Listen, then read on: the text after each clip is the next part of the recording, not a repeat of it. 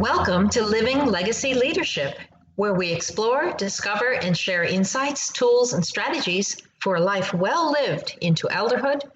And I'm your host, Donna Kim-Brand, author, speaker, legacy strategy coach, and creator of the concept Living Legacy, where you choose to live life on your own terms while contributing to people, places, and projects along your life journey. I believe that the life you live is the legacy you leave. Now, the guests I bring to you each week all address some unique aspect of learning, leadership, or legacy. This helps you raise your own game as a leader in business and life, and also showcases some extraordinary people who exemplify living legacy leadership. At least once a month, I also offer a training session to skill you in game changer thinking for your own application. So get your notebook ready or sharpen up your memory by tuning in your attention, and we'll dive right in. Now, today, I'm actually going to poke around a field that I'm currently doing some research in order to create a workshop. And in fact, it has to do with the nature of prejudice, with discrimination and injustice, in order that organizations can figure out how to enhance diversity, sensitivity, and inclusion. Now, diversity, in fact, if you think about it, the very word means difference, which can either be seen and experienced as a positive when we think about variety, or as a negative when it's divisive. And in my work dealing with brain training and neuroscience, frankly, a lot of the understanding and misunderstanding comes down to perception and perspective, both of which involve the brain and fundamental aspects of neuroscience. Now, fortunately, we have mental tools for expanding perception and gaining perspective, which are powerful, particularly when followed up with appropriate action. So some of the things I'll tickle around here today are exploring the dynamics of communication based on how the brain processes information. We'll look to discover how misunderstandings can arise between people. We might practice tools and protocols to expand our awareness, sensitivity, and cushion of resilience, while also enhancing our empathy and enthusiasm for embracing diversity and inclusion. Now, what this is going to require is shifting the so-called discomfort of political correctness and even walking on eggshells. Have you ever experienced that in your personal, private life, especially now with the certain political climate we live in? There's a lot of walking on eggshells.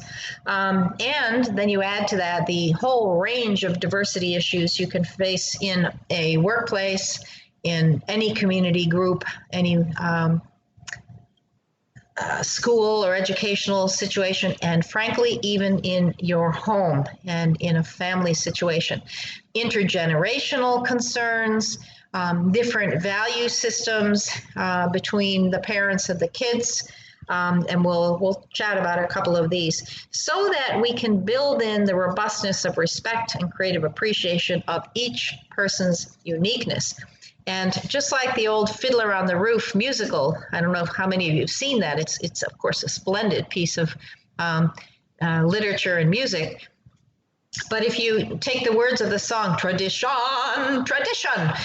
it's all about the conflict between what we once valued and some still value in our present society, and times that are changing, and mores that are changing, and values that are changing, and not because people are seeking to trample the values and mores of their parents or grandparents or earlier times and places, but simply because by definition, civilization that we supposedly live in is supposed to be constantly evolving.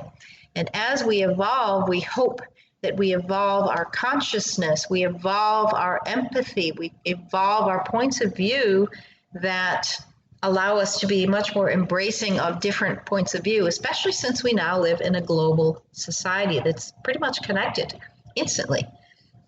We'll also learn how to confront disruptive hurt, especially when unintended, and also how to put a face on often anonymous comments, actions, or exclusions. What's interesting to me is the whole dynamic of human perception is the same process in the brain when, and I make a distinction between the brain, which is the physical organ that's comprised of neurons, and the mind, which has our consciousness, which has our invisible, intangible thoughts and beliefs and feelings even that get filtered through our heart. But there are physical things that literally happen in the brain when we encounter these ideas, and also what happens as you process information in a traditional and typical sense is very similar to what happens with humor. So a colleague that I've worked with, he's a master in his field. He's now in his late 80s and living in Malta, which is where he was born, Dr. Edward de Bono, created the whole concept of lateral thinking. Now, lateral thinking is his version of creativity, which is based, he was trained as a medical doctor, so he knew about physical systems of the human body and the brain. And his idea of lateral thinking is that if you want new or creative ideas, you have to cut across the patterned, ingrained, habitual way that we normally think and intake information. And that's the value of humor and jokes. One of the jokes he likes to tell, and it's pretty innocuous. I mean, some people will be insulted by it, and that's the walking on eggshells part of all of this stuff. People are so lacking in resilience and a cushion of understanding on a larger scale perspective that every little thing tends to offend them. And certainly no one sets out, well, very few people set out intentionally to offend. But if that's your worldview and your perception that anything that is a different point of view than yours is offensive, you're going to have a hard time in this global society we live in. So the joke that De Bono will often tell is he'll say that there's a man walking down the sidewalk with his dog, and another man is approaching the man and his dog, and he says, "Hey, what are you doing with that ugly thing?" And the man with the dog says, "Excuse me, how dare you speak about my dog like that?" And the other man walking towards him said, "I was talking to the dog." So all of a sudden, whoa, you shift. There's a quick shift in thinking from, the interchange between the two men to understanding he was calling the man ugly by talking to the dog. And that's what he would refer to as lateral thinking. You have to cut across the normal pattern of thinking and see something in a new way. Now, some people will find that funny. Other people will be offended. Other people will say, "I don't get it." And that's all okay. Now, these insights and understandings assist in organizations in more effective recruitment, retention, and development of staff who happen to be aligned with your organizational values, objectives, and goal attainment. So the reality is all of us are born into some kind of culture, whether it's a culture of an ethnic group, whether it's a culture of our family and the family traditions, whether it's a culture of a racial group, whether it's a culture of a country with the traditions and so on that are faced. And we grow up just thinking that's the norm with what we've experienced from the time we are little kids, unless we have exposure to wider cultures, wider ethnic groups, other racial groups, other what we call in-groups that inform us in a wider sense that life can happen and be experienced on many different levels. Now, I've been perusing a very thick book called The Nature of Prejudice. Now think about what prejudice means. It's prejudging.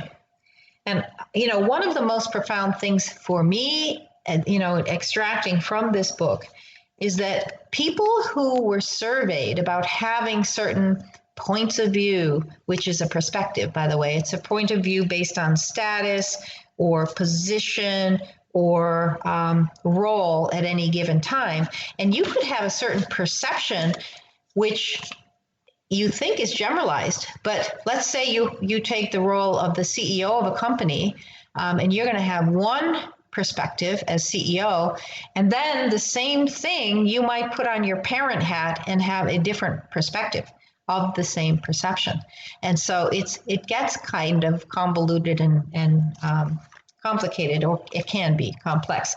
Anyway, so prejudice is when we prejudge. And one of the coolest things of this book is that in the studies they did, people who were sort of came with inbuilt prejudices based on their early life experiences basically said once they had exposure and familiarization with other cultures, other races, other types of people and points of view, then all of a sudden they didn't feel prejudice.